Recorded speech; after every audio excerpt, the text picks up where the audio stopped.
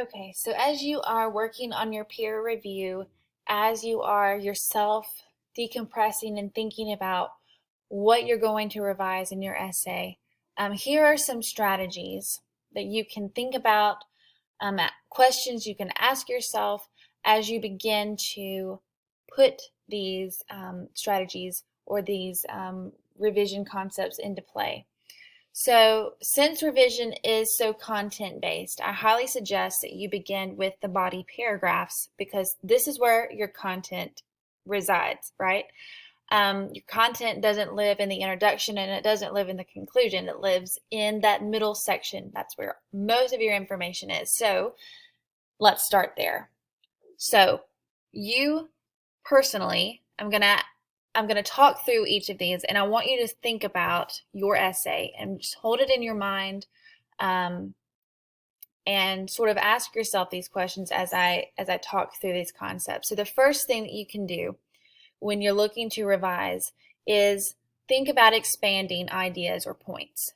Maybe there was a point you didn't give enough time to in your essay that you could put more time into in revision. Or maybe you realize on the other side that you didn't, that you could have added another point to your essay that could clarify a lot of things about your argument or your analysis. There's always more room for clarification and improvement in your points and ideas. So I would definitely start by overviewing my points and thinking about how I can make them as clear and as clearly explained as possible. And sometimes this goes into, yes, I need to add another point. I need to add another example, which is the next concept is adding or clarifying examples. So go back through your essay, check those points, check your paragraphs, and check your examples. Do you provide enough evidence from your research that you gathered to support your thoughts? Are you using enough? Are you using plenty of sources to back up your thoughts, back up your essay, your research? Could you choose other examples that will better explain your point in this paragraph? That would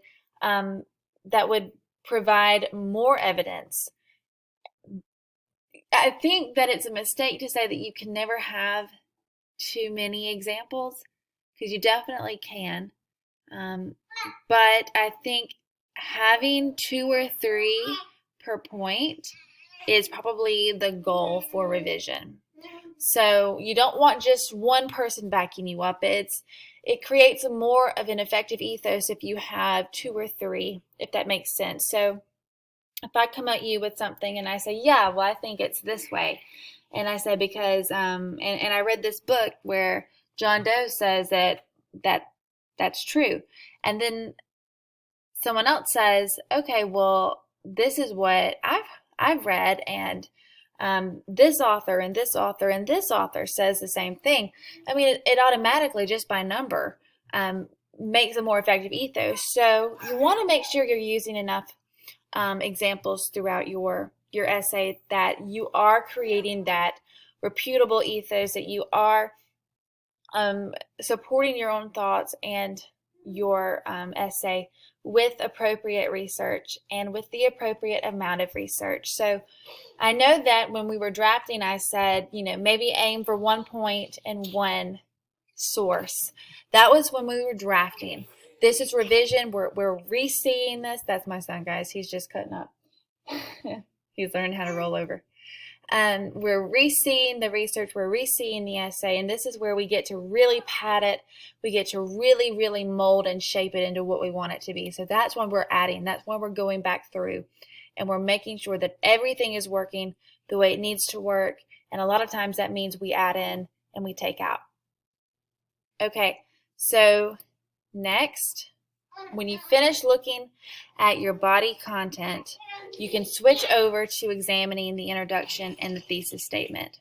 Make sure everything new lines up smoothly in your intro. So if you change anything in your content, you're going to need to relook at your intro and your conclusion. You need to make sure everything's flowing, everything's fitting. If you introduce a new source or a new topic or a new point, you're going to want to make sure that you're alluding to that in your introduction, especially if you introduced a new point. You're going somewhere else with this topic that you didn't originally go in your draft. You're going to need to make sure that that is mentioned and alluded to in the introduction. You don't want to blindside your reader. And most importantly, did you introduce something that needs to be mentioned now in the thesis? Make sure that when you change your content, everything else is changing too. Your intro, your thesis, your conclusion. So introduction. Is it interesting and engaging? You're asking yourself that question. Your peer is answering that question for you. I'm going to be talking through that with you. Does it introduce the reader to your subject with relevant details, leading to your thesis statement? What are some things you can add to make your introduction more engaging? Son. It's okay. How can you rework? Okay. Sorry about that. So how can you rework the structure of the introduction in order to make it flow more smoothly down to your thesis statement? And then ask yourself, what are some necessary details the reader needs to know that I maybe didn't put in the draft that I know that I need to put in now? And then put those in. And then come down and look at your thesis. So is this thesis statement doing the work it's supposed to do? And in other words, does it clearly state your purpose? And does it summarize the points you're going to make in your essay? Is it interesting? Is it engaging? It's supposed to act as a map that sort of guides your readers through your essay. It sets it up, it guides your readers, and it helps you finish up your essay as well. So is it doing those things? And how can you change it in order to make it pull all of its weight in order to hook your readers? So once you look at your introduction, once you revisit your thesis statement, you can move down into your conclusion.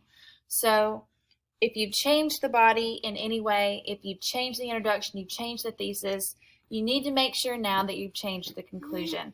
You need to compensate for any new content that you've added. Are there new points that you need to summarize in the beginning of the conclusion? Is there a bigger picture now that you've added new points and examples? So when you are thinking about your conclusion, you need to also remember that it's not just a summary of points. You want to transcend to new thoughts, to new ideas that could solidify your points in your argument to your readers. Remember that this is the last thing your reader reads in your essay. If you're arguing for a change of thought, for a change that needs to be implemented in any area, this is the last chance that you have to convince your reader of this change. If you are discussing or analyzing a concept or a topic, this is the last chance that you have to signify the importance of this concept or topic. So this really should be getting a lot of attention. Make sure that you're giving it all the attention that it needs. So remember to make sure that you're leaving your reader with a call to action. Make sure you're restating your thesis in a manner that brings home your idea and your argument. What can you add here to make your reader feel the punch of your argument or thesis, to really, really hit on the significance of your topic, the importance of whatever call to action you're leaving your reader with. And make sure that you end in your own voice. Don't end with the quote. Don't end with someone else's voice. End with your own voice.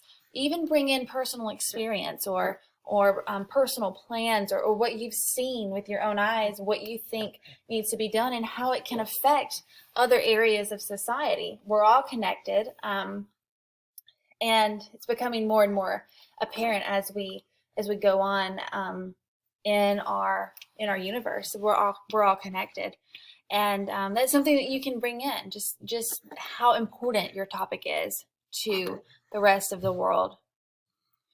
Okay, and lastly, go back through, check your structure, check your organization. Does everything flow from the beginning to the end? Are the points logically connecting with one another? Is there a better way to organize your essay so that your points and examples flow seamlessly into each other? Don't be afraid to play with moving paragraphs around or reorganizing it entirely, dare I say. So make sure that it's cohesive, it's following your thesis statement, and that it is flowing smoothly from beginning to end. And then your transitions are going to help the flow. They're going to help your reader make those jumps between points. So make sure that you're making use of these transitional phrases effectively, and ask yourself, is there a word I can use here that's better? Is this an effective way to transition from one point to the next? What could I do here that would be more effective? Okay, and since we have changed next week's assignment of the revision plan and reverse outline, I do want you in this video to think, and this is not a discussion board. I'm sorry, I didn't mean to put that.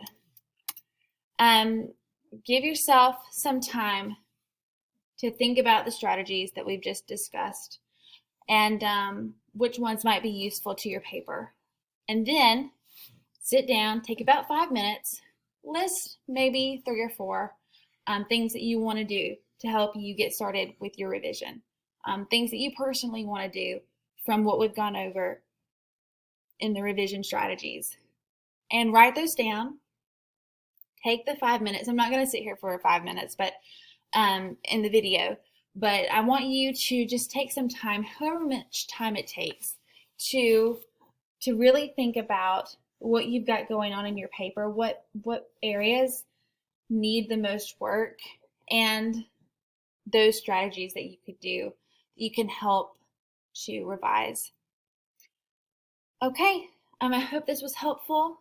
I'm not sorry that my son's here, but I'm sorry if it was distracting to have him in the background.